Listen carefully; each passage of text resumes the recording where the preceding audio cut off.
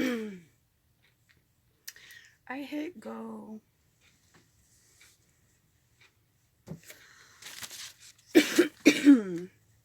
While we wait for people to join us.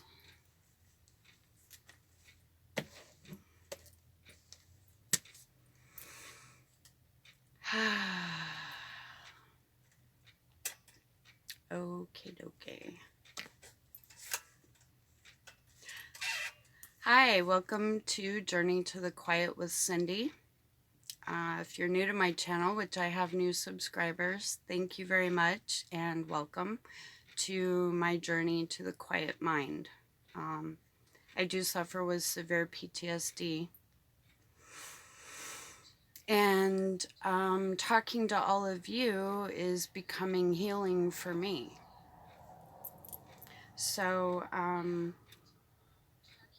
my stepdad was teacher, coach, and hero Dave Sanders, who was murdered at Columbine High School on April 20th, 1999. I'm his oldest stepdaughter. I met Dave when I was 19. Yeah, it's been a long time. Anyway, the live stream tonight, we're going to read chapter 4 out of our family book, written by my mom, Linda Lou Sanders, and co-author Marilyn Saltzman. I took that photo on the back of the book. It was published in 2004 by Ex Libris Corporation as print on demand. You can get it from Amazon.com, and I will put the link in the description below.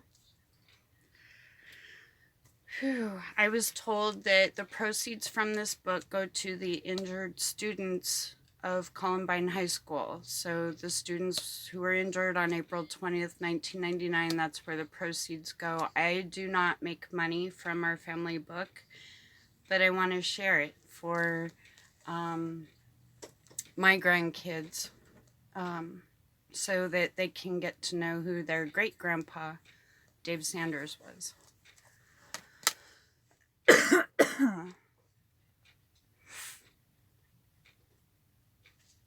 Yeah, chapter 4, the grandpa. You'll get to learn a lot about who Dave was as a grandpa to all of his grandchildren. And I wanted to share a picture just, to show you what kind of grandpa he was. Right here, Dave is teaching the grandchildren how to use a slip and slide.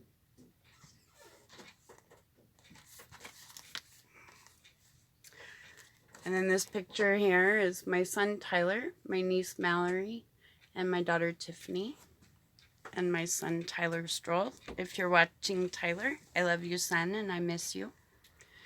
And there's Grandpa Dave with Austin David Sanders, who's named after him. Austin lost his battle with cancer at the age of 20, so he's in heaven with Grandpa. And my sister Angela. Hi, Angela. Hi, Josh.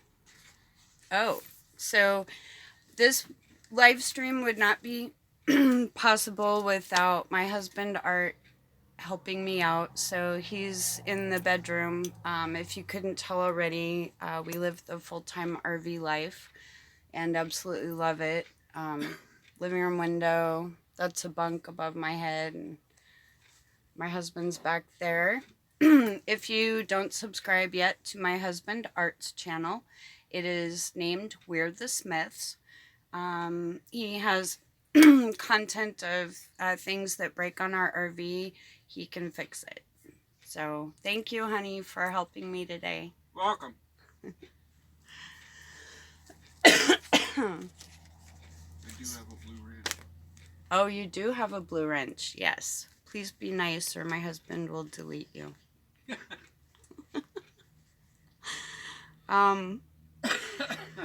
Please subscribe to my channel. I just looked that 60% of you who watch are not subscribed. It is free. It doesn't cost you anything, and you can hit the bell to the right of it to turn notifications on. So subscribe, like, please comment down below if you have questions for me. I typically respond within 24 hours.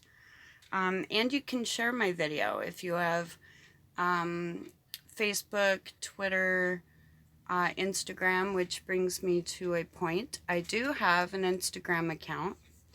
It is all one word, Dave Sanders' stepdaughter on Instagram. So look for me there. Oh, okay. Chapter 4, The Grandpa.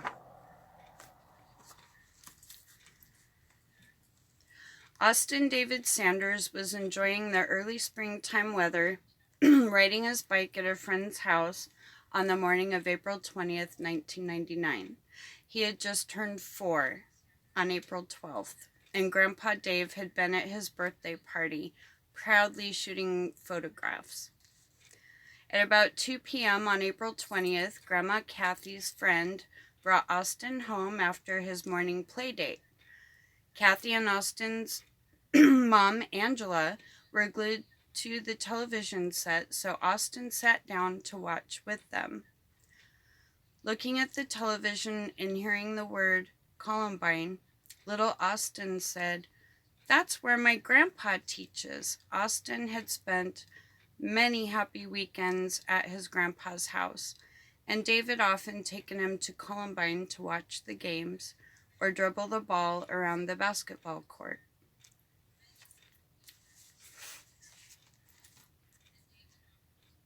Austin and his cousins, Mallory, Tiffany, Tyler, and Amber, loved spending time at Grandpa Dave and Grandma Linda's house because it was all play all the time.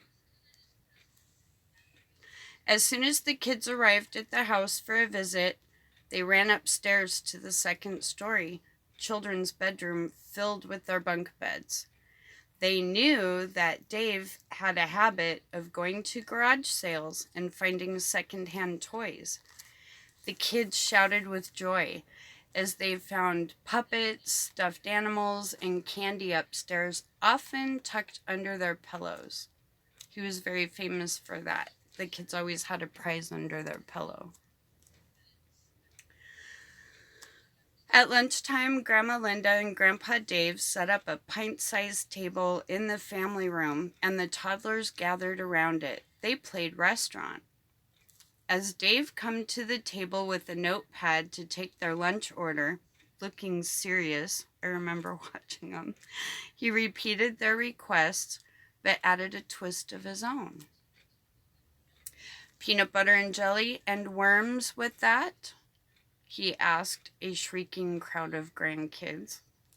Then he went into the kitchen and made peanut butter and jelly sandwiches, meticulously cutting off the crust and making the bread round while sneaking a gummy worm snack in the middle of the jelly.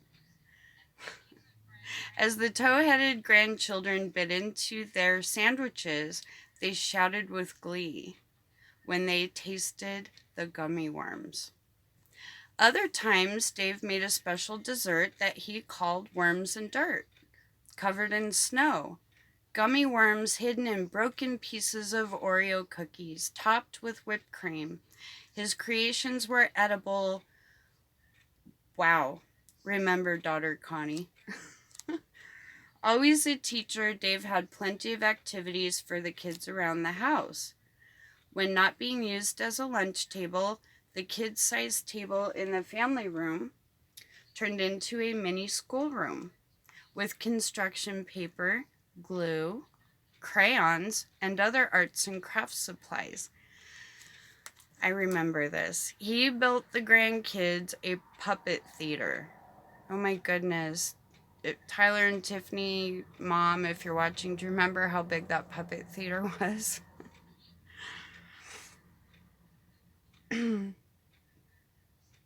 Sorry, the puppet theater got me. Among the favorite, I lost my place now. Ooh, yeah, that really hit me hard, you can tell. He built the grandkids a puppet theater and delighted in buying them second-hand puppets among the favorite prizes found under the pillows. At bedtime, Dave brought the grandkids an ice cream sandwich or made an ice cream soda with vanilla ice cream. A&W root beer was always included with a cherry and whipped cream. Austin's favorite was white vanilla chocolate and pink ice cream, all in the same container. After they finished snacking, Dave sat in the bedroom and read Barney. Remember Barney the dinosaur? Or Arthur the Aardvark before tossing the grandkids in their beds. Who hasn't had a grandparent that did that? He'd swing on 1 and 2 and 3, and he'd throw the kids in bed, recalled Tiffany, my daughter. I love you if you're watching, honey. As he kissed the children goodnight, they laughed about how he was tickling them with his beard. Dave instilled his love of sports in the grandchildren. Mallory, who often spent the summers with Dave and Linda, went with him to basketball camp in Wyoming. She and Dave already had made big plans for her to attend Columbine High School and win college basketball scholarships. Oh, goodness. I didn't think this was going to be so hard. On Sunday afternoons, when the grandkids were visiting, Dave drove them over to Columbine High School gym, where he taught them to dribble and shoot baskets. The kids were impressed that Grandpa Dave never missed a shot.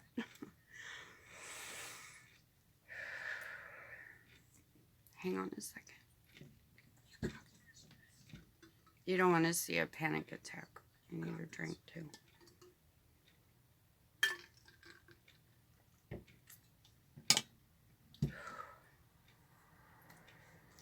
One day we went over to Columbine and we took gummy bears and water and we watched the game.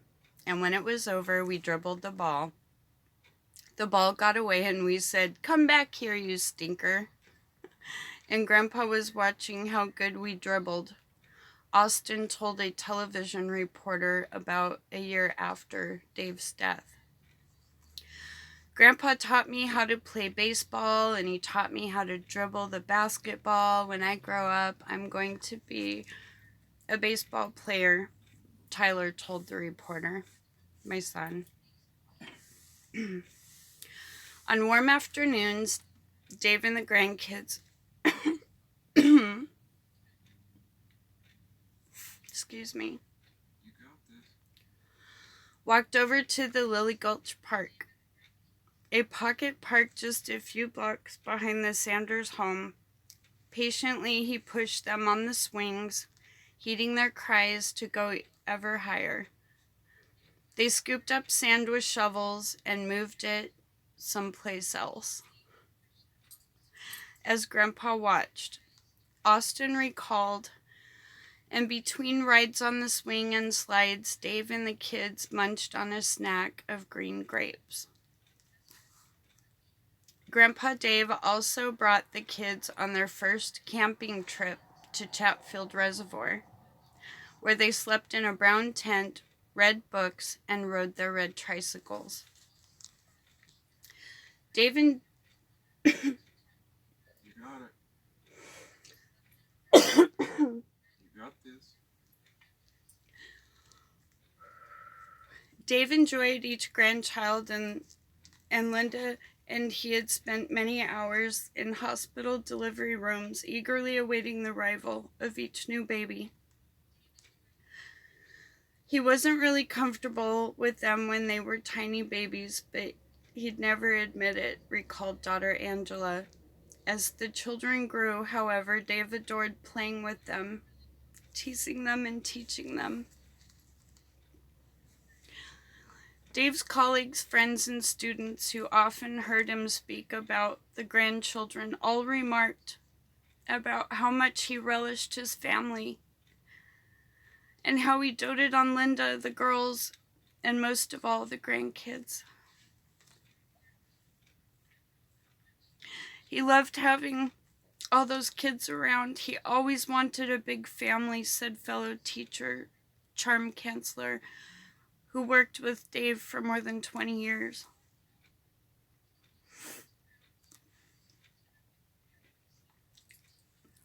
And the feelings were reciprocal. At Dave's funeral, Austin, in his mother's arms, said seriously, "He always made good bedtime snacks for me. And he always took me to the gym so I could play basketball." Then he added, with all the enthusiasm and seriousness a 4-year-old could muster, "And I love him." Rest in peace, Austin.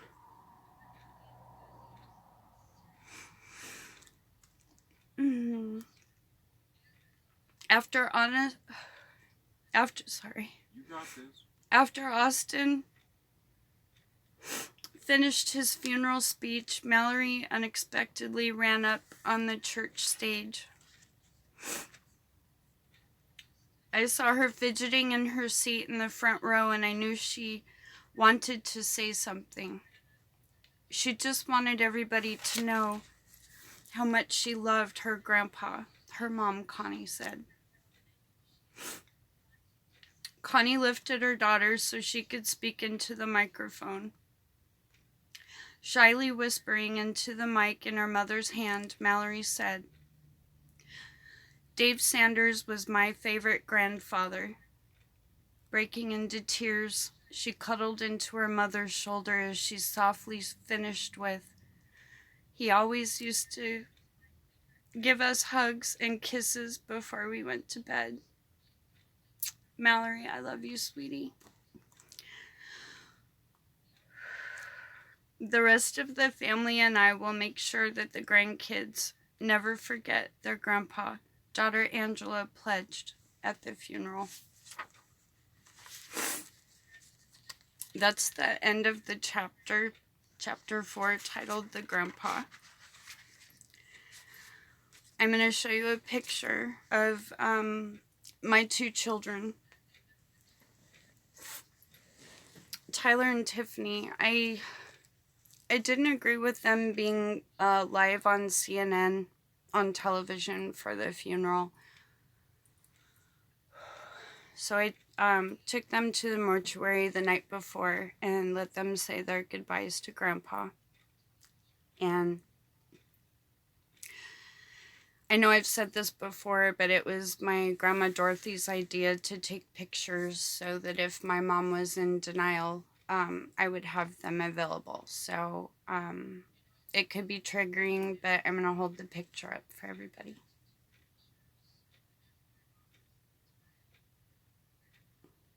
My son Tyler was 7 and my daughter was 5 when they said goodbye.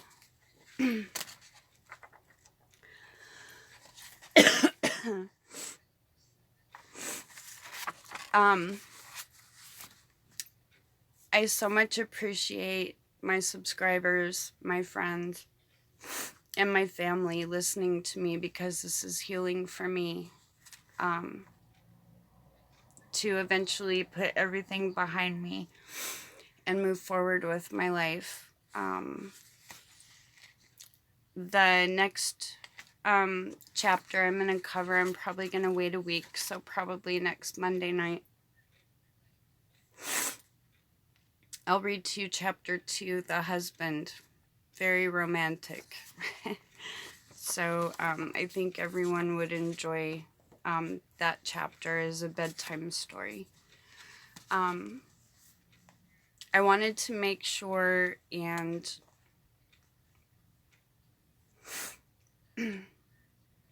remember the student victims who died with my stepdad. So I'm going to read their names out in remembrance to each child that lost their life that day.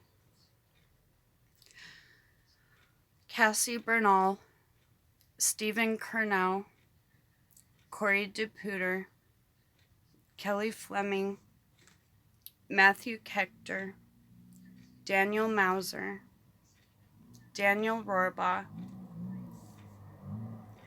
Rachel Scott, Isaiah Scholes, John Tomlin Jr., Lauren Townsend, and Kyle Velasquez. May they rest in peace with my stepdad. If you have any questions, comments, please put them down below. And again, thank you very much for watching Journey to the Quiet with Cindy. And thank you to my husband back there in the bedroom, who's one of my biggest supporters. And I hope Monday works. If Monday works, that's great. Next week I can do chapter 3, The Husband. If Monday does not work for you, please let me know and we'll figure out how to work around it. Thank you. And as always, I pray for peace on earth. I don't think it'll ever happen, but it doesn't hurt to pray. So thank you very much. And until next time, take care of you. Thank you. Bye.